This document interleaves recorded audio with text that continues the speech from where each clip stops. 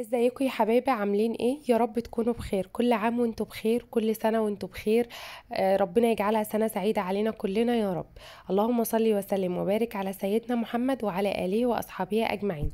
النهاردة هنعمل مع بعض الحواوشي البلدي بطريقة حلوة جدا وتتبيلة مختلفة وسهلة وبسيطة جدا جدا جدا. ما فيهاش أي أفكار خزعبلية ولا أي حاجة خالص. هقولك أسرار الحواوشي، هقولك ازاي يطلع معاكي مظبوط واللحمة متماسكة من جوه ومستحيل تكش معاكي ابدا. هقولك على كل اسرار الحواوشي وهقولك على اسرار التتبيلة، ومستحيل بعد كده ان شاء الله تشتريه تاني من بره. صدقيني الوصفة دي هخليكي تدعيلي بجد لو جربتيها بطريقتي وعملتيه بالطريقة اللي هقولك عليها.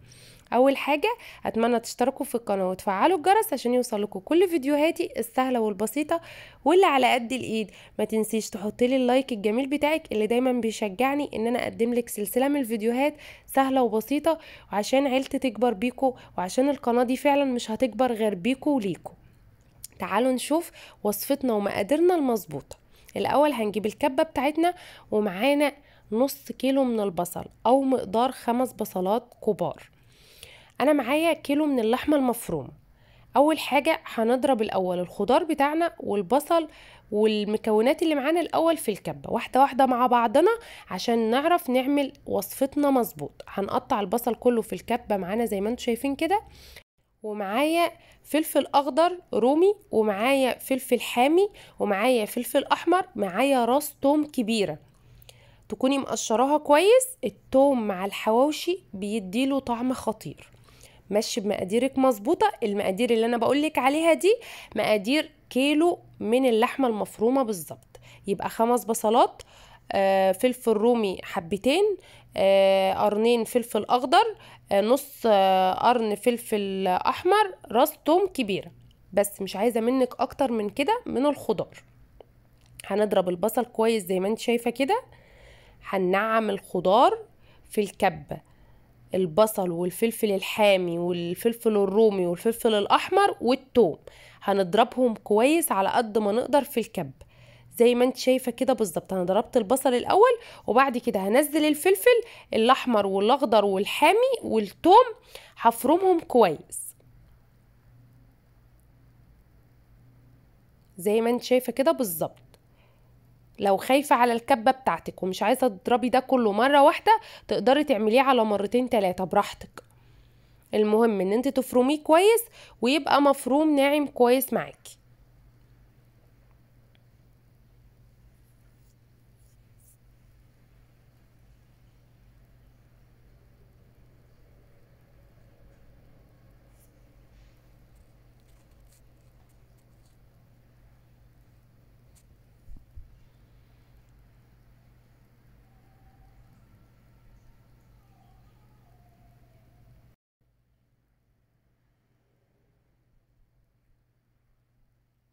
وهنا بعد ما فرمنا الخضار اللي معانا، هنجيب اللحمة بتاعتنا. اللحمة بتاعتنا لازم يكون فيها كمية من الدهون محترمة.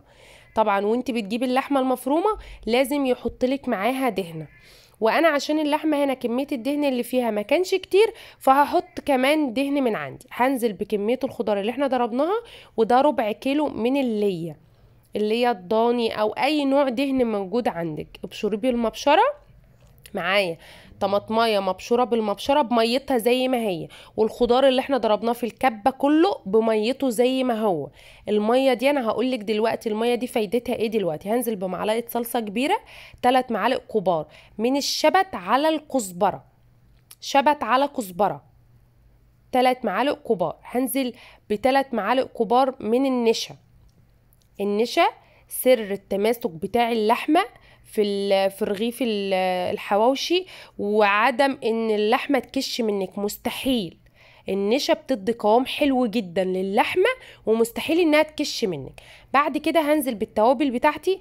من كل نوع من التوابل اللي هقولك عليها دي معلقة كبيرة فلفل اسود، كمون، كزبرة ناشفة، بابريكا، توم باودر، بصل باودر، جنزبيل، وقرفة.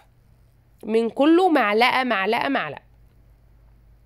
وبعد كده هبدأ اعجن الحشوة بتاعتي او اللحمة المفرومة بتاعتي بالخلطة اللي انا عملتها بالتوابل دي كلها ببعضها كويس. هنعجن على قد ما نقدر.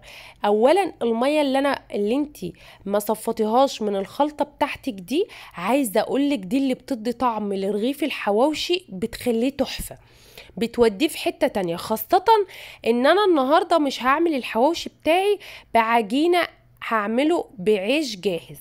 عشان كده انا محتاجة المية اللي بتنزل من اللحمة عشان تحلي الرغيف بتاعي، الخبز بتاعي تخلي طعمه حلو. عشان كده انا ما صفيتش الميه بتاعه اللحمه او الميه بتاعه الخلطه بتاعه التتبيله بتاعتي. زي ما انت شايفه كده انا اديت للعجينه، عجنتها كويس لحد ما اتجلست معايا وبقت كويسه. العيش ده انا عاملاه في البيت، هنزل لكم طريقته قريب ان شاء الله، وهقول لك طريقه الخبز تعمليه البلدي في البيت ازاي، وهنزل لكم الفيديو قريب ان شاء الله.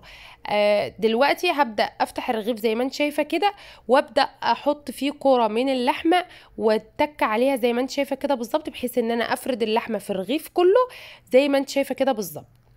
هنعمل كل الخبز اللي معانا بنفس الطريقه، هناخد كوره من اللحمه نحطها في قلب الرغيف من جوه ونحشيها كويس زي ما انت شايفه كده بالظبط. طبعا ممكن الخبز ده تشتريه، بيبقى متوفر في اي مخبز، تقولي له انا عايزه خبز حواوشي هيديكي خبز حواوشي عادي. عايزه تعمليها بعجينه مفيش مشكله، تقدري تعملي عجينه عادي. انا الخبز ده زي ما قلت لك انا عاملاه في البيت. هتعملي زي ما انت شايفه كده بالظبط، تحشي الرغيف كويس من جوه وتبططي بايدك كده بحيث ان تبقى الحشوه كلها ماليه الرغيف من جوه، ما يبقاش حته فيها حشوه وحته ما فيها. زي ما انت شايفه كده اللهم بارك يا رب، عملت كل الكميه اللي معايا وحشيتها. تعالوا بقى نشوف التسويه بتاعتنا. هنجيب الصاج بتاع الفرن بتاعنا عادي، انا هقولك كذا طريقه للتسويه دلوقتي تعملي بيها، واللي تعجبك اعملي بيها، وهقولك افضل تسويه، وهقولك الطريقه المظبوطه عشان التسويه بتاعتك تبقى كويسه.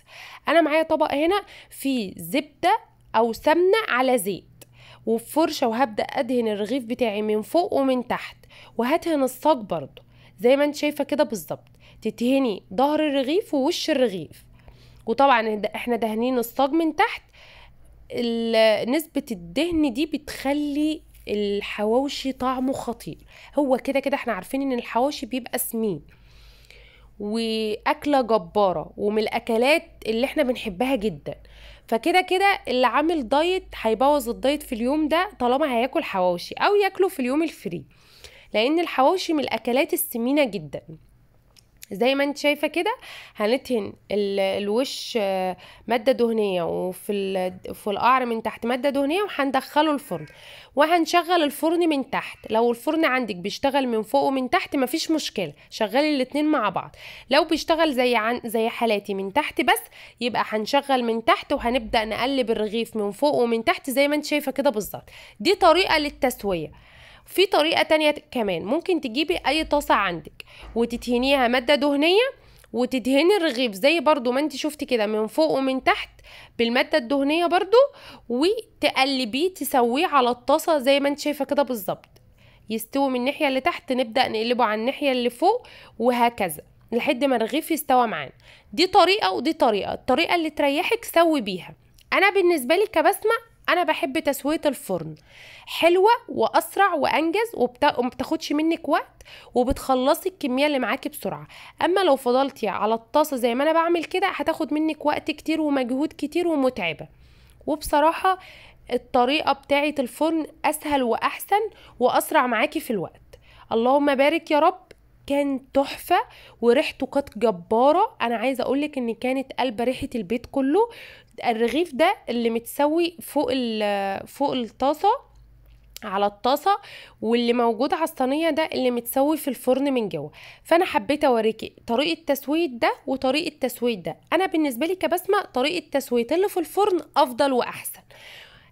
مفيش مشكله، اللي يريحك اعمليه. شايفين الجمال ما شاء الله، اللهم بارك، تحفه وحلو جدا ومستوي جدا وطعمه خطير. اتمنى تكونوا استفدتوا مني، واتمنى الفيديو يعجبكم. ولو وصلت لحد هنا اتمنى تشتركي في القناه وتفعلي الجرس عشان يوصلك كل فيديوهاتي السهله والبسيطه واللي على قد الايد. يا رب اكون كنت خفيفه على قلوبكم، ويا رب تكونوا استفدتوا مني ولو بحاجه بسيطه.